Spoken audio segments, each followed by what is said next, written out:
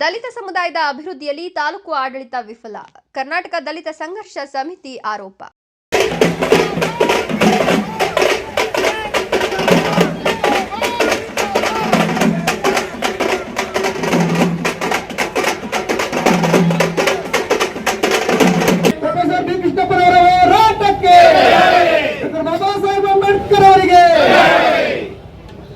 ಪರಿಶಿಷ್ಟ ಜಾತಿ ಹಾಗೂ ಪರಿಶಿಷ್ಟ ಪಂಗಡದ ಜನರ ಅಭಿವೃದ್ಧಿಗೆ ಸಂವಿಧಾನಬದ್ಧ ಹಕ್ಕುಗಳು ಹಾಗೂ ಮೀಸಲಾತಿ ಸೌಲಭ್ಯಗಳನ್ನು ಸಮರ್ಪಕವಾಗಿ ತಲುಪಿಸುವಲ್ಲಿ ಶಿಡ್ಲಘಟ್ಟ ತಾಲೂಕು ಆಡಳಿತ ಸಂಪೂರ್ಣ ವಿಫಲವಾಗಿದೆ ಅಂತ ಕರ್ನಾಟಕ ದಲಿತ ಸಂಘರ್ಷ ಸಮಿತಿ ಜಿಲ್ಲಾ ಸಂಚಾಲಕ ಮೇಲೂರು ಮಂಜುನಾಥ್ ಆರೋಪಿಸಿದರು.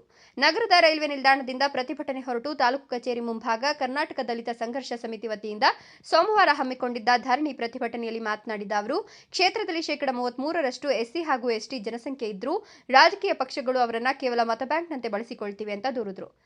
ಎಸ್ಸಿಪಿ ಹಾಗೂ ಟಿಎಸ್ಪಿ ಯೋಜನೆಗಳ ಅನುದಾನವನ್ನು ಮೂಲ ಉದ್ದೇಶಗಳಿಗೆ ಬಳಸದೆ ಇತರ ಯೋಜನೆಗಳಿಗೆ ವರ್ಗಾವಣೆ ಮಾಡುತ್ತಿರುವುದರಿಂದ ದಲಿತ ಸಮುದಾಯಕ್ಕೆ ಅನ್ಯಾಯವಾಗುತ್ತಿದೆ ಅಂತ ಆರೋಪಿಸಿದರು. ದೇಶಕ್ಕೆ ಸ್ವಾತಂತ್ರ್ಯ ದೊರೆತು ಸುಮಾರು 80 ವರ್ಷಗಳು ಕಳೆದರೂ ದಲಿತರು ಇನ್ನೂ ನಿವೇಶನ, ಮನೆ, ಕೃಷಿ ಭೂಮಿ ಹಾಗೂ ಸ್ಮಶಾನದಂತಹ ಮೂಲಭೂತ ಸೌಲಭ್ಯಗಳಿಗಾಗಿ ಹೋರಾಟ ನಡೆಸಬೇಕಾದ ಪರಿಸ್ಥಿತಿ ನಿರ್ಮಾಣವಾಗಿದೆ ಅಂತ ಬೇಸರ ವ್ಯಕ್ತಪಡಿಸಿದರು. ಫಾರ್ಮ್ ಸಂಖ್ಯೆ 50, 53 ಹಾಗೂ 57 ರಡಿ ಸಲ್ಲಿಕೆಯಾಗಿರುವ ಸಾವಿರಾರು ಬಗರ್ ಹುಕುಂ ಅರ್ಜಿಗಳು ಹಲವು ವರ್ಷಗಳಿಂದ ಬಾಕಿ ಉಳಿದಿದ್ದು ತಾಲೂಕು ದರಖಾಸ್ತು ಸಮಿತಿ ರಚನೆಯಾಗದ ಕಾರಣ ಭೂ ಮಂಜೂರಾತಿ ಪ್ರಕ್ರಿಯೆ ಸ್ಥಗಿತಗೊಂಡಿದೆ. ದಲಿತರ ಮೇಲಿನ ದೌರ್ಜನ್ಯ ಪ್ರಕರಣಗಳಲ್ಲಿಯೂ ಸಮರ್ಪಕ ನ್ಯಾಯ ದೊರೆತಿಲ್ಲ ಅಂತ ಟೀಕಿಸಿದರು. ತಾಲೂಕು ಕಚೇರಿಯಲ್ಲಿ ಭ್ರಷ್ಟಾಚಾರ ವ್ಯಾಪಕವಾಗಿದ್ದು ಸಾರ್ವಜನಿಕರು ಸಣ್ಣ ಪುಟ್ಟ ಕೆಲಸಗಳಿಗೂ ಅಲೆದಾಡುವಂತಾಗಿದೆ. ಈ ವ್ಯವಸ್ಥೆಯನ್ನು ನಿರ್ಮೂಲನೆ ಮಾಡಲು ಅಧಿಕಾರಿಗಳು ತಕ್ಷಣ ಕ್ರಮ ಕೈಗೊಳ್ಳಬೇಕು ಅಂತ ಒತ್ತಾಯಿಸಿದರು. ಕೇಂದ್ರ ಹಾಗೂ ರಾಜ್ಯ ಸರ್ಕಾರಗಳ ಖಾಸಗೀಕರಣ ನೀತಿಯಿಂದ ವಿದ್ಯಾವಂತ ದಲಿತ ಯುವಕರು ಉದ್ಯೋಗ ಇಲ್ಲದೆ ಸಂಕಷ್ಟ ಎದುರಿಸುತ್ತಿದ್ದಾರೆ. ಗ್ರಾಮೀಣ ಪ್ರದೇಶಗಳಲ್ಲಿ ಅಕ್ರಮ ಮದ್ಯ ಮಾರಾಟ ಹೆಚ್ಚಾಗ್ತಿರೋದ್ರಿಂದ ದಲಿತ ಯುವ ಜನತೆ ದುಶ್ಚಟಗಳಿಗೆ ಬಲಿಯಾಗ್ತಿದೆ ಅಂತ ಆತಂಕ ವ್ಯಕ್ತಪಡಿಸಿದರು. ತೋಕಲಹಳ್ಳಿ ಗ್ರಾಮದ ಸರ್ವೆ ನಂಬರ್ 1ರಲ್ಲಿ ಸಾಗುವಳಿ ಮಾಡುತ್ತಿರುವ ರೈತರಿಗೆ ಸಾಗುವಳಿ ಚೀಟಿ ವಿತರಿಸೋದು, ಬಾಕಿ ಇರುವ ಬಗರ್ ಹುಕುಂ ಅರ್ಜಿಗಳನ್ನು ಶೀಘ್ರ ಇತ್ಯರ್ಥಪಡಿಸೋದು, ತಾಲೂಕು ದರಖಾಸ್ತು ಸಮಿತಿ ರಚಿಸೋದು, ದಲಿತರಿಗೆ ನಿವೇಶನ, ಮನೆ ಹಾಗೂ ಸ್ಮಶಾನ ಭೂಮಿ ಒದಗಿಸುವುದು ಹಾಗೂ ಗ್ರಾಮ ಪಂಚಾಯಿತಿಗಳಲ್ಲಿ 22.5 ಮೀಸಲಾತಿ ಅನುದಾನದ ದುರುಪಯೋಗ ಕುರಿತು ತನಿಖೆ ನಡೆಸುವುದು ಸೇರಿದಂತೆ ವಿವಿಧ ಬೇಡಿಕೆಗಳನ್ನು ಈಡೇರಿಸುವಂತೆ ಒತ್ತಾಯಿಸಿ ತಹಶೀಲ್ದಾರ್ ಎನ್ ಗಗನಸಿಂಧೂರ್ ಅವರ ಮೂಲಕ ಸರ್ಕಾರಕ್ಕೆ ಮನವಿ ಸಲ್ಲಿಸಿದರು.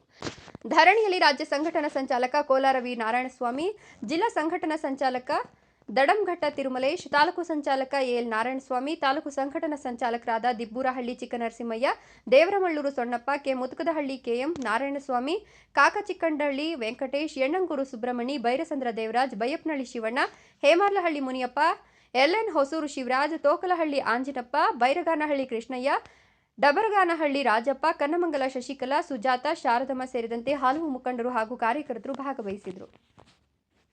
ಸಮಸ್ಯೆಗಳಿದ್ದಾವೆ. ಹಳ್ಳಿಗಳಲ್ಲಿ ಸ್ಮಶಾನ ಇಲ್ಲ, ಅನೇಕ ಜನ ಇವತ್ತು ಸೈಟ್ಗಳಿಲ್ಲ, ಅನೇಕ ಜನಕ್ಕೆ ಮನೆ ಇಲ್ಲ.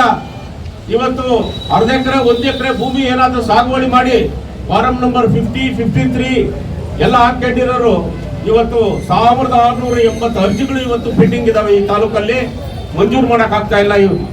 ಇದುವರೆಗೂ 3.25 ವರ್ಷ ಆಗಿದೆ. ಇಲ್ಲಿ ಒಂದು ಲ್ಯಾಂಡ್ ಗ್ರಾಂಟ್ ಕಂಪ್ನಿ ಇಲ್ಲ ಈ ತಾಲೂಕಲ್ಲಿ.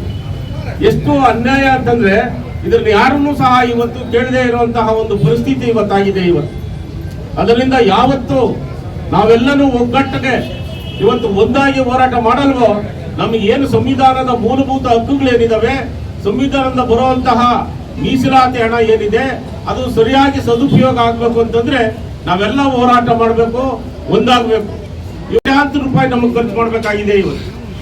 ಆದ್ರೆ ಇವತ್ತು ಸರ್ಕಾರ ಏನ್ ಮಾಡಿದೆ, ನಮ್ಮ ದುಡ್ಡು ಸಂವಿಧಾನವಾಗಿ ಬರಬೇಕಾಗಿದ್ದಂತ ದುಡ್ಡನ್ನ ಇವತ್ತು ಗ್ಯಾರಂಟಿಗಳಿಗೆ ಸಾವಿರಾರು ಕೋಟಿ ಕೊಡ್ತಾ ಇದ್ದಾರೆ. ಇದನ್ನ ಯಾರು ಪ್ರಶ್ನೆ ಮಾಡ್ತಾ ಇಲ್ಲ.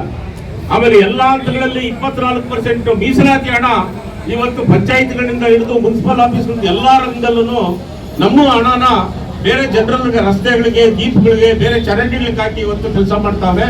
ನಮ್ಮ ಕಾಲೋನಿಗಳಿಗೆ ಇದುವರೆಗೂ ಮೂಲಭೂತ ಸೌಕರ್ಯಗಳು ಕೊಡ್ಲಿಕ್ಕೆ ಆಗ್ಲಿಲ್ಲ ಈ ತಾಲೂಕಲ್ಲಿ. ಇವೆಲ್ಲನೂ ನಾವು ನೋಡಿದಾಗ ನಿಜವಾಗ್ಲೂ ಬಹಳ ದುರಂತ ಅನಿಸ್ತೈತೆ.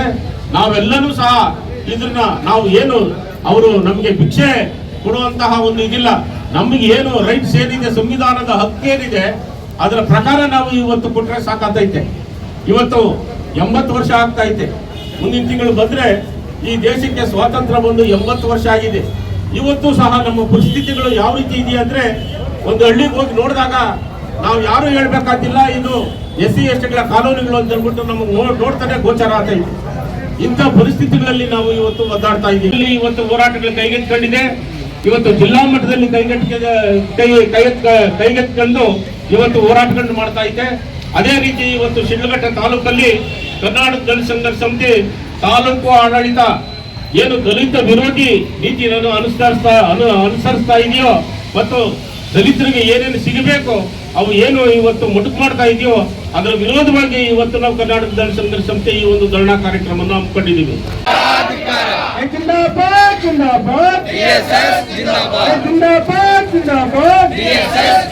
ದಲಿತರನ್ನು ಸುಟ್ಟ ಬೆಂಕಿ, ದಲಿತರನ್ನು ಸುಟ್ಟ ಬೆಂಕಿ. ಅಂಬೇಡ್ಕರ್ ಹೇಳಿದ್ದಾರೆ, ಓಟ್ ನಮ್ಗೆ ಕೊಟ್ಟಿರೋದು ಏನು ಗೊತ್ತಾ, ನಾವು ನಮ್ಮ ಓಟ್ ನಾವು ಹಾಕೊಂಡು ಅಧಿಕಾರಕ್ಕೆ ಬರಬೇಕು. ಅದಕ್ಕೆ ಹೇಳ್ತಾರೆ ಪೊಲಿಟಿಕಲ್ ನೇಷನ್ ಅಂತ ಹೇಳಿದ್ರೆ ಅಧಿಕಾರ ನಮ್ಮ ಕೈಲಿದೆ. ನಾವು ಚಾಕಚಕ್ಯ ಇದ್ದೀವಿ, ಬುದ್ಧಿ ಇದೆ, ವಿದ್ಯೆ ಇದೆ, ಮತ್ತೆ ಆಡಳಿತ ನಡೆಸೋದು ನಿಟ್ಟಿನಲ್ಲಿ ಇದ್ದೀವಿ. ರಾಜ್ಯನ ಆಳ್ತೀವಿ, ದೇಶನ ಆಳ್ತೀವಿ. ಆ ಸಾಮರ್ಥ್ಯ ನಮಗಿದೆ. ಆ ನಿಟ್ಟಿನಲ್ಲಿ ನಮ್ಮ ಓಟನ್ನ ನಾವು ಬಲಾಢ್ಯರಿಗೆ ಓಟ್ ಕೊಟ್ಟು ಅವ್ರನ್ನ ವಿಧಾನಸೌಧಕ್ಕೆ ಕಳಿಸ್ತಾ ಇದೀವಿ. ತಾವು ಯೋಚನೆ ಮಾಡಬೇಕು. ಅದಕ್ಕೋಸ್ಕರ ಬಾಬಾ ಸಾಹೇಬ್ ಕೊಟ್ಟರಂತ ಓಟು ನಾವು ಅದನ್ನ ಮಹತ್ವವನ್ನು ಅರ್ಥಕೊಂಡು ಮುಂದಿನ ದಿನಗಳಲ್ಲಿ ನಾವು ಅಧಿಕಾರ ಮಾಡಬೇಕು ಅಂತೇಳಿ ತಮ್ಮಲ್ಲಿ ಮನವಿ ಮಾಡ್ತಾ ಇದ್ದೇನೆ.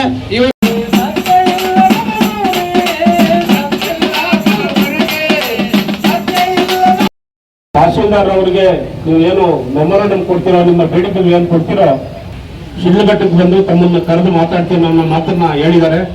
ಅವರು ಚುನಾವಣೆ ಪ್ರಕ್ರಿಯೆಯಲ್ಲಿ ಬಹಳ ಸೀರಿಯಸ್ ಆಗಿರೋದ್ರಿಂದ ಈಗ ತಾಲೂಕು ದಂಡಾಧಿಕಾರಿಗಳಿಗೆ ನಮ್ಮ ಬೇಡಿಕೆಗಳು ಏನು ತಾಲೂಕು ಮಟ್ಟದ ಬೇಡಿಕೆಗಳು ಏನಿದಾವೆ ಅವು ಅವರಿಗೆ ಕೊಡ್ತಾ ಇದ್ದೀರಿ. ಈಗ ಎಲ್ಲಿವರೆಗೂ ಹೋರಾಟ, ನಮ್ಮ ಸಮಸ್ಯೆಗಳ ಬಗ್ಗೆ ತಾಲೂಕು ದಂಡಾಧಿಕಾರಿಗಳಿಗೆ ನಾವು ನಮ್ಮ ಬೇಡಿಕೆಗಳನ್ನು ಕೊಡ್ತಾ ಇದ್ದೀವಿ. ಅವರು 29ರ ಮೇಲೆ ದಂಡಾಧಿಕಾರಿಗಳು ಹೇಳಿದ್ದಾರೆ, ADC ಒಂದು ಕರೆದು ನಾನು ಜೊತೆಯಲ್ಲಿ ಕೂತು ಸಮಸ್ಯೆಗಳನ್ನ ಬಗೆಹರಿಸ್ತೀವಿ ಅಂತ. ಅವರ ಮಾತಿಗೆ ಹೋಗ್ಬಿಟ್ಟು ಇವತ್ತು ನಾವು ಧರಣಾ ಕಾರ್ಯಕ್ರಮನ ಇವತ್ತು ಮುಕ್ತಾಯ ಮಾಡ್ತಾ ಇದ್ದೀವಿ. ಅವರು ತಮ್ಮನ್ನು ಕೂತು 4 ಮಾತು ಮಾತಾಡಬೇಕು ಅಂತ ಅಂದ್ಬಿಟ್ಟು ಅವ್ರನ್ನ ಕೇಳ್ಕೊತಾ ಇದ್ದೀವಿ. ನಮಸ್ಕಾರ. ತಮ್ಮ ಎಲ್ಲ ಬೇಡಿಕೆಗಳು ಏನಿದೆ ತಾವೆಲ್ಲ ತಿಳಿಸಿದ್ದೀರಾ. ADC ಸಾಹೇಬರು ಬರಬೇಕಿತ್ತು ತಮ್ಮೆಲ್ಲರ ಬೇಡಿಕೆ ತಗೊಳ್ಳೋದಕ್ಕೆ ಅಂತ ಹೇಳಿ. SIR ಕಾರ್ಯಕ್ರಮ ನಡೀತಿದೆ, ತಾಲೂಕು ರಾಜ್ಯದಾದ್ಯಂತ ನಡೀತಿರೋದ್ರಿಂದ ಎಲ್ಲ ಅಧಿಕಾರಿಗಳು SIR ಕಾರ್ಯದಲ್ಲೇ ತೊಡಗಿರೋದ್ರಿಂದ ನಾವುಗಳು ಅದರಲ್ಲೇ ಇರೋದ್ರಿಂದ ಸಭೆ ಒಂದೇನಿತ್ತು ಆಯೋಜಿಸೋಕ್ಕಾಗಿದ್ದಿಲ್ಲ ನಿಗದಿತ ಸಮಯದಲ್ಲಿ. ಸೊ 29ನೇ ತಾರೀಕು ಆದಮೇಲೆ ನಾವೇ ಚರ್ಚೆ ಮಾಡಿ ತಾವೆಲ್ಲ ಏನು ಕಷ್ಟಗಳು ಮತ್ತು ಬೇಡಿಕೆಗಳು ಏನಿಟ್ಟಿದ್ದೀರಾ ಅದ್ರ ಬಗ್ಗೆ ಚರ್ಚೆ ಮಾಡಿ ಏನಿದೆ ಸೂಕ್ತ ಕ್ರಮ ಈಗ ಕೈಗೊಳ್ಬೋದು ಅನ್ನೋದನ್ನ ಚರ್ಚೆ ಮಾಡಿ ತಮ್ಮ ತಿಳಿಸ್ತೀವಿ.